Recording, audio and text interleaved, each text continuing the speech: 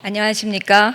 한국문화예술교육진흥원장 박은실입니다. 제2차 미래문화예술교육포럼에 참석해 주신 여러분들께 진심으로 감사드립니다. 특히 오늘 이 자리를 만들어주신 문화체육관광부 전명국 차관님과 문화예술교육과 관계자 여러분께 깊은 감사를 드립니다.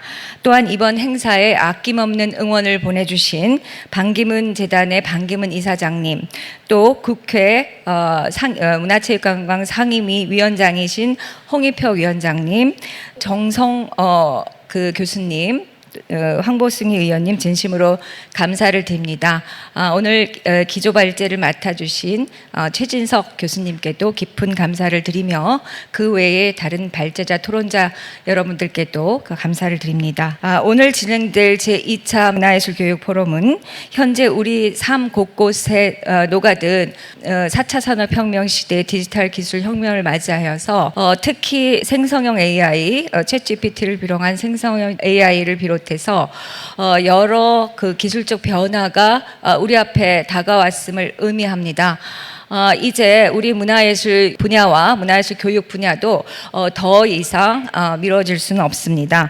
따라서 오늘 인간의 삶과 문화예술 교육에 미칠 영향에 대해서 기술계 또 문화예술 교육계 그리고 인문사회의 관점에서 다각적으로 방향을 설정하고 논의하기 위해서 이 포럼을 준비하였습니다. 한국문화예술교육진흥원과 문화체육관광부는 오늘 이 포럼을 계기로 앞으로 인공지능이 문화예술과 문화예술 교육에 미칠 영향에 대해서 면밀히 살펴보고 오늘 나온 의견들을 잘 활용하여서 정책에 반영하도록 노력하겠습니다. 저희가 이번에 AI 정책 자문단도 구성을 하였고, 그리고 6월부터는 AI와 관련된 문화예술 교육도 실시를 합니다. 앞으로 여러분들의 많은 관심과 지지 그리고 성원을 부탁드리며 오늘 자리를 빛내주신 여러분들께 다시 한번 감사의 말씀을 전해드리겠습니다. 감사합니다.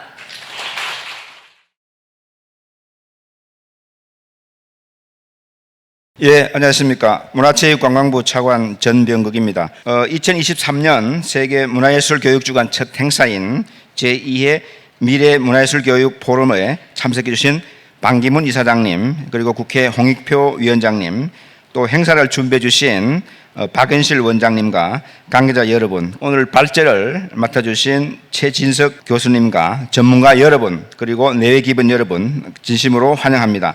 최근 세계적으로 큰 화두 중 하나가 바로 AI입니다. 챗 GPT를 비롯한 인공지능 프로그램이 화제가 되면서 미래 사회는 우리 인류에게 부쩍 가까이 다가왔습니다. 인공지능 기술은 문화예술계에도 큰 영향을 미치고 있습니다. 새로운 창작의 지평이 열렸다는 평가와 함께 저작권 문제 등 우려도 커지고 있습니다. 이렇듯 새로운 환경 변화에 어떻게 대응하느냐가 향후 문화예술계의 큰 과제가 될 것으로 생각합니다. 이에 따라 문화예술 교육도 새로운 국면을 맞고 있습니다. 이제 한국의 문화예술 교육은 첨단 기술 등과 융합하는 다각적 교육으로 개념적 확장이 이루어지고 있습니다. 이제 증강현실로 그림을 그리는 미술 교육, 인공지능을 활용한 공예 교육이 실제로 현장에서 이루어지고 있습니다. 오늘 포럼은 AI 기술 관련 이슈에 대해서 진단하고 K컬처를 선도하는 문화예술 교육의 새로운 패러다임에 대해 논의하는 자리입니다. 이 포럼에서 논의한 결과를 토대로 정부 또한 미래사회에 발맞춘 문화예술 교육 정책을 적극적으로 발굴하고 추진해 나갈 계획입니다. 아울러 오늘 자리에서 논의한 결과를 유네스코에서 개최하는 제12회 세계 문화예술 교육 주간 다자 회담에서도 발표할 예정임을 말씀드립니다.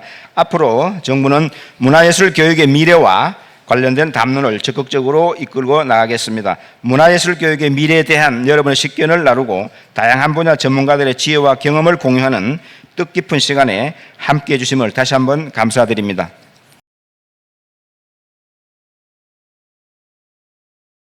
이 자리에 참석하신 내외 귀빈 여러분 반갑습니다. 제2회 미래문화예술교육 포럼의 개최를 진심으로 축하하면서 미래문화예술교육을 구상하는 매우 의미 있는 행사에서 말씀을 드리게 된 것을 영광으로 생각합니다. 한국의 문화예술교육은 교실 속의 교육이 아닌 실제 생활 속에서 예술 향유를 위한 교육으로, 또한 모든 국민의 문화적 권리를 위한 것으로 지금까지 의미 있는 성과를 거두어왔습니다. 먼저 이번 포럼 자리를 마련해 주신 박은실 원장님과 한국문화예술교육진흥원 임직원 모든 분께 감사의 말씀을 드립니다. 또한 바쁘신 국정에도 불구하시고 참석하신 국회 홍익표 위원장님, 문화체육관광부 전병국 차관님, 그리고 최진석 교수님을 비롯해서 오늘 발제를 맡아주신 전문가분들과 전국의 문화예술교육 관계자 여러분께도 심심한 감사의 말씀을 전해드립니다. 내외 귀빈 여러분, 오늘은 인공지능과 새로운 창의성을 주제로 미래 사회 문화예술교육의 방향과 역할을 모색하는 자리입니다. 오늘날 우리 사회는 글로벌 복합 위기뿐만 아니라 더욱 복잡해져가는 다양한 문제들을 직면하면서 일상의 많은 영역에서 예기치 않은 도전 과제들과 맞닥뜨리고 있습니다. 특히 AI, 챗 GPT 등 첨단 기술의 급격한 발전은 기업과 시장뿐만 아니라 우리의 일상과 생활 방식도 빠른 속도로 변화시키고 있습니다. 그러나 우리는 현재의 상황이 위기인 동시에 변화의 변곡점이 될 것임을 역사를 통해서 알 수 있습니다. 후세대의 더 나은 미래를 위해서 상호 이해와 존중 그리고 문화적 소통은 그 어느 때보다 더욱 필요합니다. 문화예술교육 역시 기후변화, 지속가능한 삶, 미래기술 등 다양한 영역에서 적극적 연대를 통해서 세계적 비전을 모색해야 할 때입니다. 귀빈 여러분, 제가 유엔 사무총장으로 재임할 당시 민족주의, 불확실성, 초국가적인 문제들이 급증했고 따라서 소프트 파워가 그 어느 때보다도 중요한 메시지를 강조한 바 있습니다. 초연결 사회, 그 하이퍼 소사이티 속에서 소프트 파워는 어디에나 존재하며 주로 문화의 흐름과 사람 대 사람 교류, people to people exchange에 의해서 더 큰 영향력을 발휘합니다. 이러한 영향력은 문학과 예술, 스포츠, 관광, 그리고 심지어 음식을 통해서도 일어날 수 있습니다. 세계 여론화에서 직접 경험한 한류의 힘, K-컬처를 또 한 번 강조하지 않더라도 저는 문화와 예술이 곧 부드러운 힘이자 보이지 않는 힘으로 한국의 새로운 경쟁력이 될 거라고 믿습니다. 귀빈 여러분, 자기 표현력, 행복감, 학습 능력, 공감 능력 등 문화예술 교육의 효과는 이미 다각적으로 증명되고 있습니다. 나아가서 기후변화 대응, 불평등 완화, 양성평등 등 지속가능 발전 목표를 위해서도 이미 여러 국가에서 다양한 실천들이 이루어지고 있음을 잘 알고 있습니다. 저는 유엔 사무총장으로서 지구의 공존 공영과 미래 세대를 위해서 지속가능 발전 목표를 합의해낸 것에 대해서 큰 자부심, 자랑스럽게 생각하고 있습니다. 세계 여론화에서 직접 경험한 한류의 힘, K-컬처를 또 한 번 강조하지 않더라도 저는 문화와 예술이 곧 부드러운 힘이자 보이지 않는 힘으로 한국의 새로운 경쟁력이 될 것이라고 믿습니다.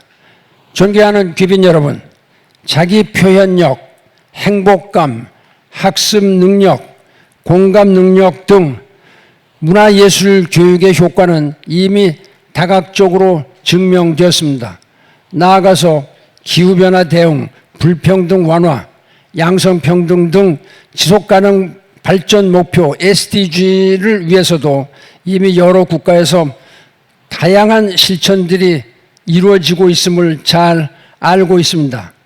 저는 유엔 사무총장으로서 재직 시 지구의 공존 공영과 미래 세대를 위해서 지속가능한 발전 목표를 합의하는 것에 대해서 큰 자부심을 가지고 있습니다.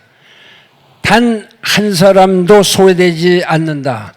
Nobody is left behind 라는 슬로건에서 알 수 있듯 17개의 지속가능 발전 목표는 전 인류가 함께 나아가야 할 방향을 제시하고 있습니다. 이는 문화예술교육의 기본 원칙과도 맥을 같이 하고 있다 이렇게 생각합니다. 미래 세대에게 필요한 역량은 문화적 다양성, cultural diversity, 인권에 대한 존중, human rights를 기반으로 급변하는 사회적, 기술적 요구를 세계 시민으로서 이해하고 적응하고 발전시키는 능력입니다. 저는 늘 창의성, 혁신, 비판적 사고, critical mind라고 그러죠. 탄력성, flexibility, 세계 시민 정신, 글로벌 citizenship 이런 것들이 인류의 바람직한 미래를 창조할 수 있다. 이렇게 굳게 믿고 있고 늘 제가 어떤 기회에서든지 세계 시민으로서 우리 다 같이 함께 일하는, 함께 발전하는 이러한 모습을 보고 싶다고 이야기를 하고 있습니다. 특히 최근 디지털 시대의 기회를 포착해서 미래 기술에 대한 성찰과 이니셔티브를 촉진하기 위해서 문화예술 교육의 역할과 방법을 적극적으로 검토해 나가야 합니다. 한국은 IT 분야의 강국일 뿐만 아니라 창의적이고 개성적인 문화 정체성을 지니고 있으므로 문화예술 교육 분야 글로벌 리더십을 강화하는데 기어코 또 한 번 우리가 큰 성취를 이루어낼 것으로 믿어 맞지 않습니다. 귀빈 여러분, 디지털 기술은 빠르게 발전해서 인간 고유의 학습, 인간 고유의 판단 영역까지 들어왔습니다. AI와 같은 디지털 기술은 철학적 분야까지 도전하고 있습니다. 여러 가지 가능한 기술적 해결책을 지시하는 것이 과학의 영역이라면 해결의 방향과 원칙, 인간이 인간답게 존재할 수 있게 해주는 자유의 가치를 지닌 것이 곧 바로 문화와 예술의 영역이라고 생각합니다. 제가 추구하고 있는 보다 나은 세계, 보다 좋은 미래가 인간 체계의 본질을 탐구하고 보다 포용적인 사회의 밑거름을 그린다는 점에서 문화예술 교육과 그 의미를 같이 한다고 생각합니다. 좋은 사회에 대한 합의, 인간의 삶의 목적에 대한 합의를 이끌어 가는데 문화예술 교육이 더 큰 역할을 할 수 있기를 기대합니다. 다시 한번 제2회 미래문화예술 교육 포럼 개최를 축하드리면서 모든 분들께 건강과 행운이 함께 하시기를 기원드립니다. 감사합니다.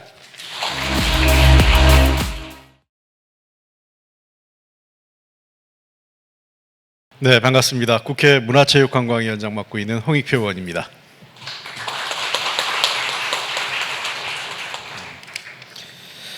네, 오늘 시작되는 세계 문화예술 교육주간 아마 그 시작을 여는 행사로 미래 문화예술 교육 포럼이 오늘 열리는 것 같습니다. 제2회 미래 문화예술 교육 포럼 개최를 위해 준비해 주시라고 애써 주신 한국문화예술교육진흥원 박은실 원장님 그리고 관계자분들께 감사 인사드리고요. 특별하게 이 자리를 빛내 주시기 위해서 전 유엔 사무총장이신 반기문 전 사무총장님, 지금은 보다 나은 미래를 위한 이사장을 맡고 계신데 이 자리에 함께해 주셔서 정말 감사드립니다. 그 바쁘신 가운데 우리 전병극 문화부 차관님, 그리고 오늘 최진석 명예교수님 기조 발제를 맡으셨는데요. 그 외에도 여러 전문가분들께서 발제 및 토론을 맡으셔서 미래의 문화예술교육의 방향과 쟁점에 대해서 잘 정리해 주실 것으로 기대합니다. 사실 이 앞으로 미래에서 예술교육에 있어서 변화는 우리로서는 가늠하기 어려울 정도로 변화의 속도, 폭이 빠르게 진행되고 있습니다.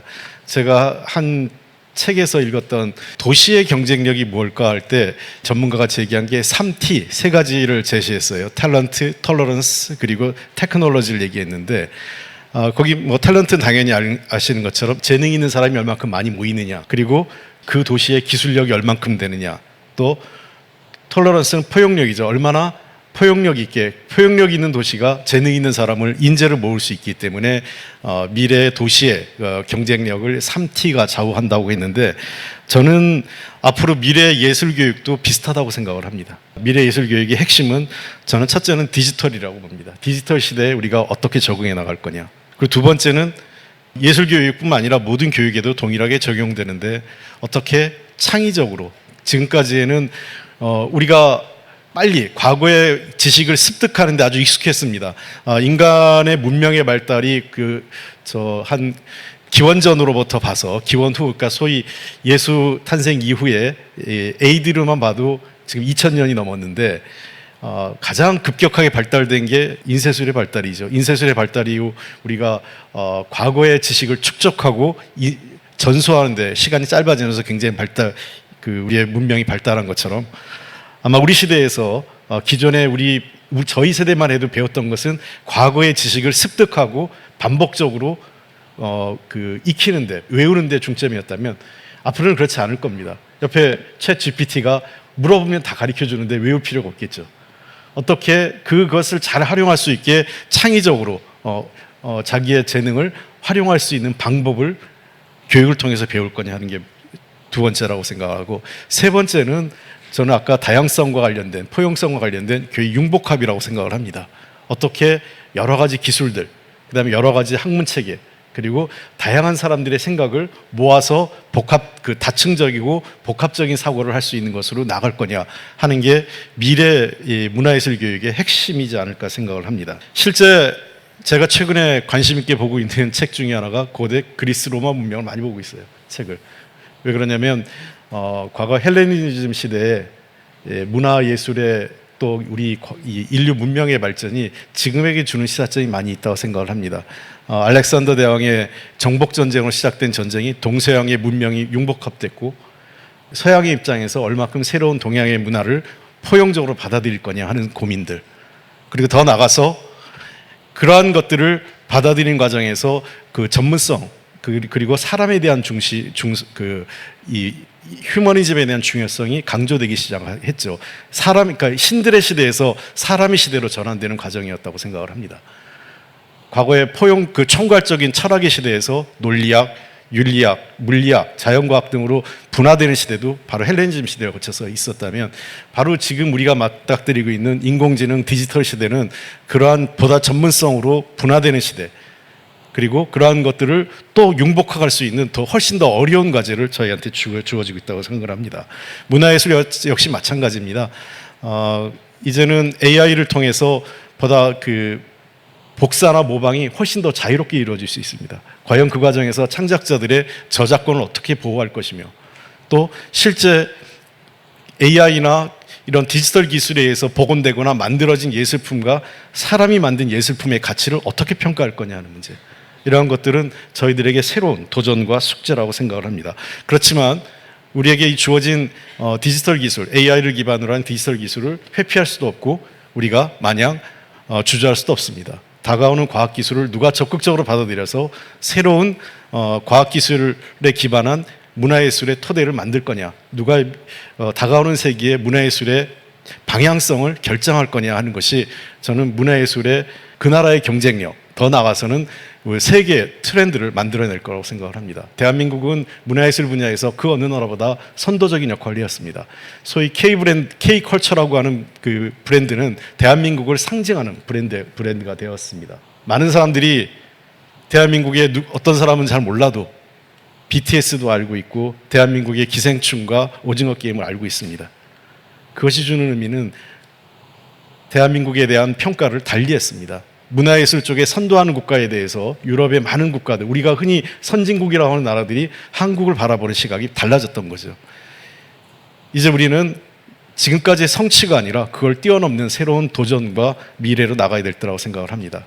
오늘 이 자리에서 많은 우리 최 교수님을 비롯해서 많은 분들이 미래에 대한 좋은 얘기, 문화예술 교육의 새로운 시대를 여는 얘기들을 말씀을 해주실 거라고 생각을 합니다. 좋은 말씀에 대해서 저희도 잘 가슴 깊이 새겨서 정부나 국회 차원에서 필요한 지원과 또는 저희들이 해야 될 제도 개선에 대해서 주저하지 않겠습니다. 다시 한번 오늘 행사 준비하신 모든 분들께 감사드리고요. 이 자리에 함께 하신 모든 분들이 대한민국의 문화예술 그리고 세계 문화예술을 함께 만드는 그런 주역이 될 거로 생각합니다. 고맙습니다.